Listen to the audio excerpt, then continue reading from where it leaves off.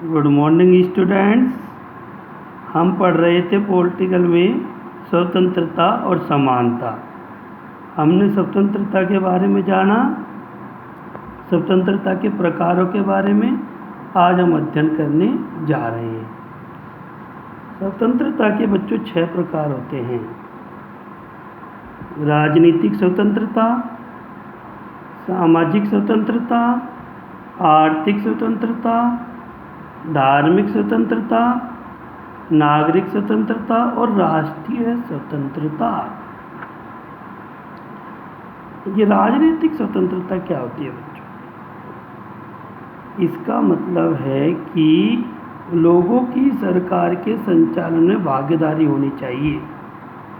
जैसे चुनाव करना, चुनाव में वोट देना, सार्वजनिक पदों पर नियुक्ति पाने का अधिकार है, चुनाव में खड़े होने का अधिकार है। ये सारे राजनीतिक स्वतंत्रता के अंतर्गत आते हैं।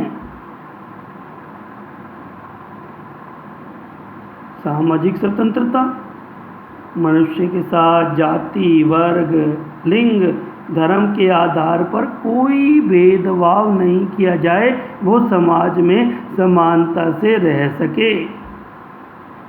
आर्थिक स्वतंत्रता, आर्थिक यानी धन। आर्थिक स्वतंत्रता से तात्पर्य व्यक्ति अपने परिवार का पालन पोषण आसानी से कर सके।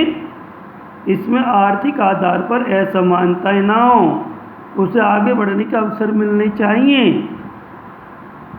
धार्मिक स्वतंत्रता, वो किसी भी धर्म को रख सकता है, किसी भी धर्म को मान सकता है, किसी की भी उपासना कर सकता है, इसमें कोई रुकावट ना हो।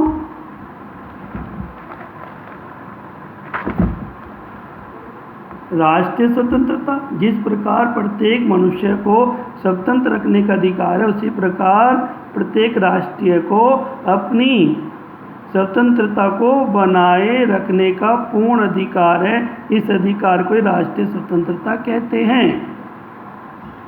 जो स्वतंत्रता के अस्तित्व को बनाए रखने के लिए आवश्यक तत्व परिस्थितियां क्या हैं?